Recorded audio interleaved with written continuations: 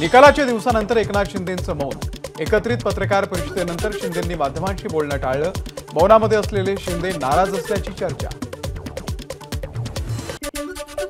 भाजपकडून शिंदेंना उपमुख्यमंत्रीपद किंवा केंद्रात कॅबिनेट मंत्रिपदाची ऑफर, मात्र शिंदेंनी या दोन्ही ऑफर नाकारल्याची चर्चा। शिंदेंकडून उपमुख्यमंत्री पदासाठी वेगळं नाव सुचवलं जाण्याची शक्यता। शिंदेंना कदाचित पंतप्रधानाचीही ऑफर दिली असेल। शिंदेंना भाजपनं दिलेल्या ऑफरवरून राऊतांची टोलेबाजी। भाजप दिलेला शब्द पाळत नाही। भाजपची मित्र पक्षांसंदर्भात यूज अँड थ्रोची भूमिका। संजय राऊत यांचा हल्लाबोल। मुंबईत थांबू नका, आपापल्या मतदारसंघामध्ये जा, विजयी रॅली काढा। शिंदेंना भेटण्यासाठी आलेल्या आमदारांना शिंदेंकडून मतदारसंघामध्ये परत जाण्याचे आदेश। मंत्रिपदाच्या लॉबिंगसाठी महायुतीमध्ये जोर। गेल्यावेळी इच्छुक असलेल्यांचं यावेळी मंत्रिपदासाठी जोरदार लॉबिंग, तर गेल्या सरकारमधील मंत्रीही पद टिकवण्याच्या प्रयत्नात। मंत्रिपदाच्या लॉबिंगसाठी अनेक आमदारांचा मुंबईमध्ये तळ। छगन भुजबळ, सुहास कांदे आणि गुलाबराव पाटील, त्यासोबतच इंद्रनील नाईक फडणवीसांच्या भेटीला। काँग्रेसच्या नवनिर्वाचित आमदारांची आज मुंबईमध्ये बैठक। काँग्रेसचे महाराष्ट्र प्रभारी रमेश चेन्नीथला, प्रदेशाध्यक्ष नाना पटोले यांच्या उपस्थितीत होणार बैठक। सुधाकर बडगुजर यांची ईव्हीएम फेर मतमोजणीची मागणी। बडगुजर यांना एकूण केंद्राच्या 5% केंद्राची फेर मतमोजणी करता येणार। प्रति युनिट 40,000 आणि 18% जीएसटी भरून फेर मतमोजणी शक्य। फेर मतमोजणीसाठी शिंदे गटाच्या उमेदवार मनीषा वायकर या देखील कोर्टात याचिका दाखल करणार। 158 जोगेश्वरी पूर्व विधानसभेची फेर मतमोजणी करण्याची मनीषा वायकर यांची मागणी। निकालावरती प्रश्नचिन्ह उपस्थित करणं हा 14 कोटी जनतेचा अपमान। महाविकास आघाडीचे 33 खासदार जिंकले तेव्हा ईव्हीएमच्या विरोधात का नाही बोलले? चंद्रशेखर बावनकुळेंचा महाविकास आघाडीला सवाल। उद्धव ठाकरेंनी जेव्हा भाजपच्या सोबत बेईमानी केली तेव्हा त्यांना सरकार बनवण्यासाठी 1.5 महिना लागला होता। त्यामुळे महाविकास आघाडीनं आमची काळजी करण्याची गरज नाही। चंद्रशेखर बावनकुळेंचा टोला। शिंदेंकडे पाहूनच मराठा समाजानं महायुतीला मतदान केलं, त्यामुळे एकनाथ शिंदेच मुख्यमंत्री व्हावे। मराठा क्रांती ठोक मोर्चाची मागणी। नाशिकच्या देवळालीमध्ये शिवसेनेच्या राजश्री आहेरराव यांनी एकनाथ शिंदे मुख्यमंत्री व्हावे यासाठी रेणुका मंदिरामध्ये केली महाआरती। आहेरराव या शिंदे गटाच्या देवळाली विधानसभा मतदारसंघातील पराभूत उमेदवार। घड्याळ चिन्हासंदर्भात अजित पवारांनी आदेश पाळला नाही। शरद पवार गटानं सादर केलेल्या प्रतिज्ञापत्रामध्ये उल्लेख। शरद पवारांचा फोटो न वापरण्याच्या आदेशांचं पालन न केल्याचाही शरद पवार गटाचा आरोप। भाजपनं 132 पैकी 75 जागा बूथ मॅनेजमेंटच्या जोरावरती जिंकल्याची माहिती। लोकसभेमधील मतदानाच्या टक्केवारीनुसार ABCD असं भाजपचं बूथ वर्गीकरण।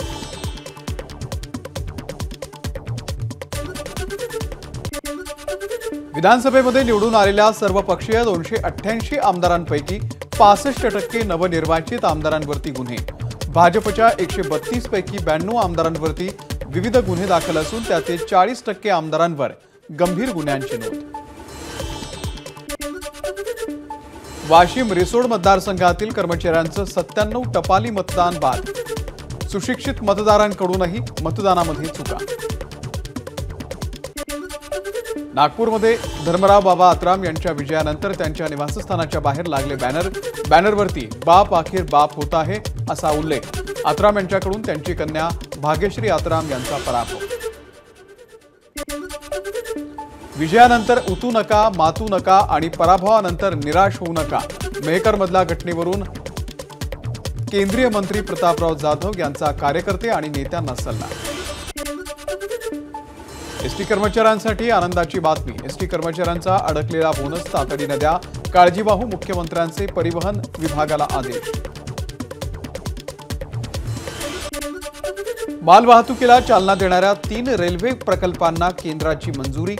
महाराष्ट्रामधील मनमाड ते जळगाव रेल्वे मार्ग मंजूर। रेल्वे मंत्री अश्विनी वैष्णव यांची माहिती। आता भुयारी मार्गातही मोकळा श्वास घेता येणार। बीएमसी कडून छत्रपती शिवाजी महाराज टर्मिनस येथील भुयारी मार्गामध्ये 9 जेट आणि 2 मध्यवर्ती पंखे बसवण्याचं काम केलं सुरू। मुंबईला वेगवान करणाऱ्या कोस्टल रोडला टेट्रापॉडची तटबंदी उभारण्यात येणार।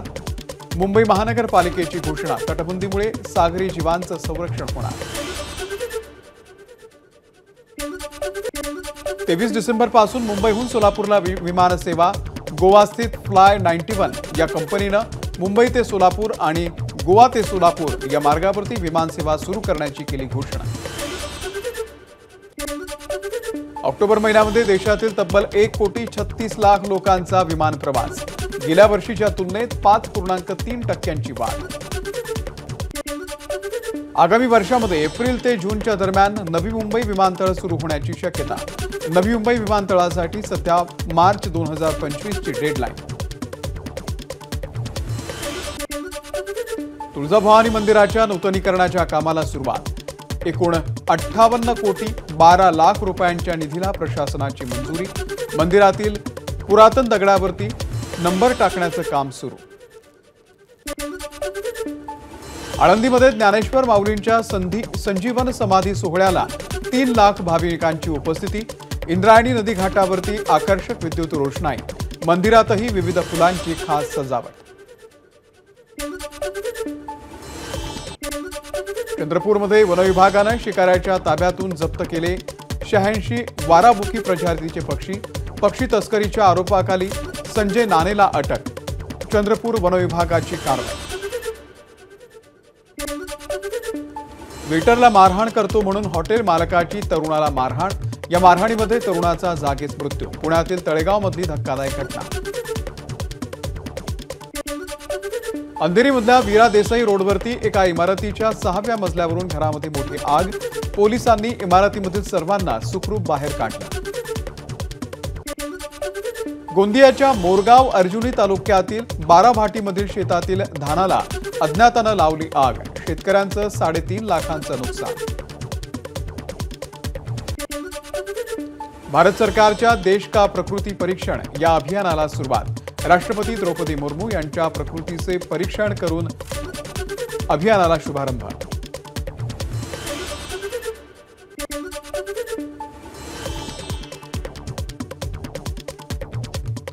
इंडिया आघाडीमध्ये महाराष्ट्रातील पराभवामुळे काँग्रेसच्या विरोधात सूर। ममता बॅनर्जींकडे नेतृत्व देण्याची टीएमसीचे खासदार कल्याण बॅनर्जी यांची मागणी। महाराष्ट्रामध्ये फक्त काँग्रेस अपयशी ठरला नाही तर शरद पवारही अपयशी ठरलेत। कल्याण बॅनर्जी यांचं वक्तव्य।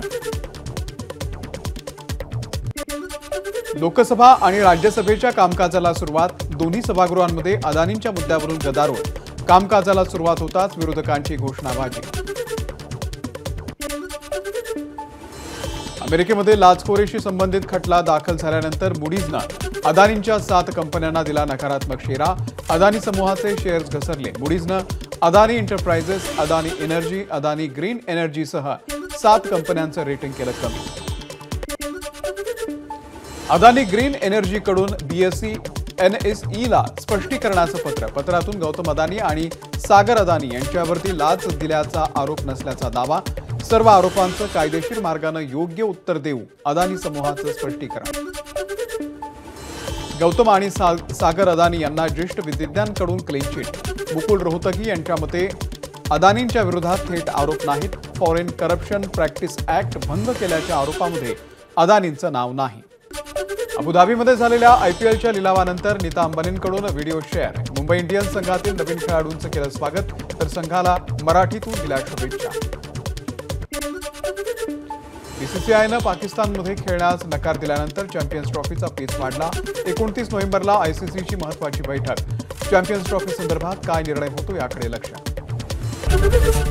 एबीपी माझा, उघडा डोळे बघा नीट।